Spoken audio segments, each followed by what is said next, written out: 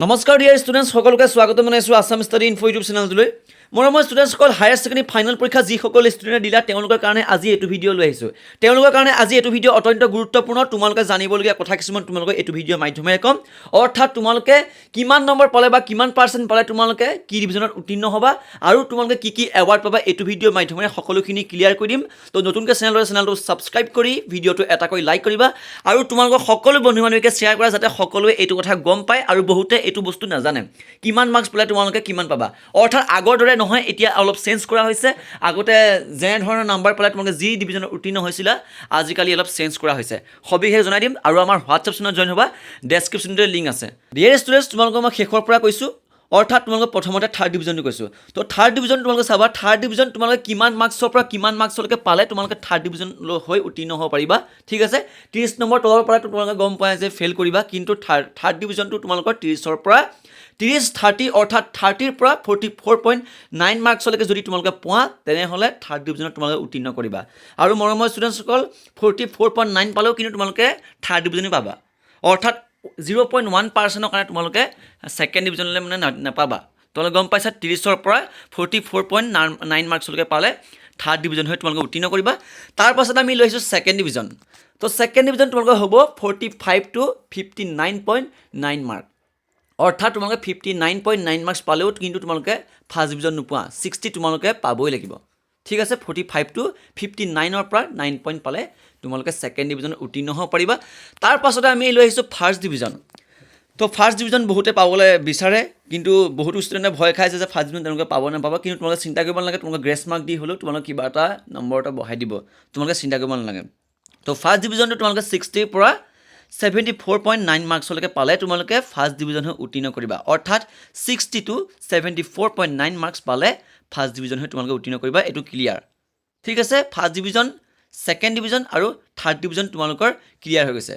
ঠিক আছে এইকেইটা মই কৈ দিলোঁ তাৰপাছতে তোমালোকে চাবা ষ্টাৰ তো ষ্টাৰ পাবলৈ বহুতো সপোন থাকে তো ষ্টাৰটো তোমালোকে কিমান মাৰ্কছৰ পৰা কিমান মাৰ্কছ পালে তোমালোকে ষ্টাৰ পাবা ষ্টাৰ তোমালোকে পাবলৈ হ'লে 75 to 84.9 মাৰ্কছলৈকে তোমালোকে পালে ষ্টাৰ পাবা অৰ্থাৎ তোমালোকে 70+ পাবই লাগিব 70+ৰ পৰা মানে তোমালোকে 75 হওক 76 হওক 77 তোমালোকে সিমানৰ পৰা ধৰি লৈ 84.9 মাৰ্কছলৈকে যদি তোমালোকে পোৱা তেনেহ'লে কিন্তু তোমালোকে ষ্টাৰ পাবা আৰু 0.1% যদি তোমালোকে অলপ পাই যোৱাহেঁতেন তোমালোকে কিন্তু ডাইৰেক্ট কি হ'ব ডাইৰেক্ট তোমালোকে ডিষ্টিংশ্যন পালাহেঁতেন ঠিক আছে 75 to 84.9%লৈকে তোমালোকে পালে ষ্টাৰ হৈ তোমালোকে উত্তীৰ্ণ হ'ব পাৰিবা ঠিক আছে তাৰপাছত আহিলে ডিষ্টিংশ্যন তো ডিষ্টিংশ্যনো তোমালোকে বহুতৰে আশা থাকে ডিষ্টিংশ্যন পাবলৈ তো ডিষ্টিংশ্যন কিমানৰ পৰা কিমান নম্বৰ হ'ব ডিষ্টিংশ্যনটো তোমালোকৰ হ'ব 85 to 94.9 মাৰ্কছলৈকে অৰ্থাৎ তোমালোকে 85ৰ পৰা 94.9 মাৰ্কছলৈকে যদি তোমালোকে পোৱা অৰ্থাৎ পাৰ্চেণ্ট যদি তোমালোকে পোৱা তেনেহ'লে ডিষ্টিংশ্যনটো পাই যাবা ঠিক আছে তো তোমালোকে ডিষ্টিংশ্যন ষ্টাৰ তাৰপাছতে ফাৰ্ষ্ট ডিভিজন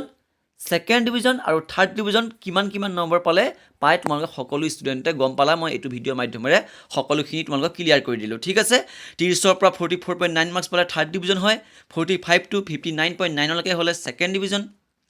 60ৰ পৰা 74.9%লৈকে তোমালোকে ফাৰ্ষ্ট ডিভিজন হয় আৰু ষ্টাৰ অৰ্থাৎ 75ৰ পৰা 84.9লৈকে তোমালোকে পালে ষ্টাৰ পাবা তাৰপিছত ডিষ্টিংশ্যন হৈছে 85 to 94.9 মাৰ্কছলৈকে আৰু প্ৰত্যেকগৰাকী ষ্টুডেণ্টে গম পায় যে 95+ তোমালোকে যদি পাৰ্চেণ্টৰ ওপৰ পোৱা তেনেহ'লে মাৰ্কছ নহয় ওপৰ পোৱা অৰ্থাৎ 85 মই যিখিনি দিয়া আছোঁ নাম্বাৰ এইখিনি পাৰ্চেণ্ট অৰ্থাৎ দেই তোমালোকে এইটো কিন্তু নম্বৰ বুলি নাভাবিবা এইটো শতাংশ 95+ মাৰ্ক তোমালোকে পালে অৰ্থাৎ পাৰ্চেণ্ট পালে তোমালোকে কি হ'ব ষ্টেণ্ড পাবা সেইটো সকলো ষ্টুডেণ্টে গম পায় তো ডিয়াৰ ষ্টুডেণ্টছ তোমালোকে গম পালা যে কিমান নম্বৰ অৰ্থাৎ কিমান তোমালোকে পাৰ্চেণ্ট পালে এইবাৰ first division star distinction second division third division পাই উত্তীৰ্ণ হয় আৰু এতিয়া আহিলে এৱাৰ্ড তো এৱাৰ্ড তোমালোকে সকলোৱে গম পোৱা যে প্ৰত্যেক বছৰে এৱাৰ্ড দি আহিছে আগৰ বছৰ তোমালোকে প্ৰত্যেক বছৰে এৱাৰ্ড দি আহিছে ল'ৰাসকলক নীলা স্কুটি আৰু ছোৱালীসকলক ৰঙা স্কুটি দি আহিছে তো আগৰবাৰত কি যি আছিলে আগৰ বছৰকেইটাত আগৰ বছৰকেইটা ছোৱালীখিনিয়ে 60 অৰ্থাৎ ফাৰ্ষ্ট ডিভিজন পালে তেওঁলোকক দিছিলে ফাৰ্ষ্ট ডিভিজনৰ ওপৰ পালে তেওঁলোকক কি দিছিলে স্কুটি দিছিলে আৰু ল'ৰাসকলক 80+ তোমাৰ পাৰ্চেণ্ট পোৱাৰ পাছত তেওঁলোকক স্কুটি দিছিলে কিন্তু এইবাৰ নিয়মটো সলনি কৰিব পাৰে। তোমালোকে দেখিছা এই যোৱাবাৰ গৈ আগৰবাৰত তোমালোকে কি হৈছিলে, ল'ৰাসকলক 75তে দিছিলে, কিন্তু এইবাৰ ডাইৰেক্ট 85 কৰিছে। ঠিক আছে, তোমালোকে যিমান পাৰা আশা কৰোঁ মই সকলোৰে এক্সামসমূহ ভাল হৈছে।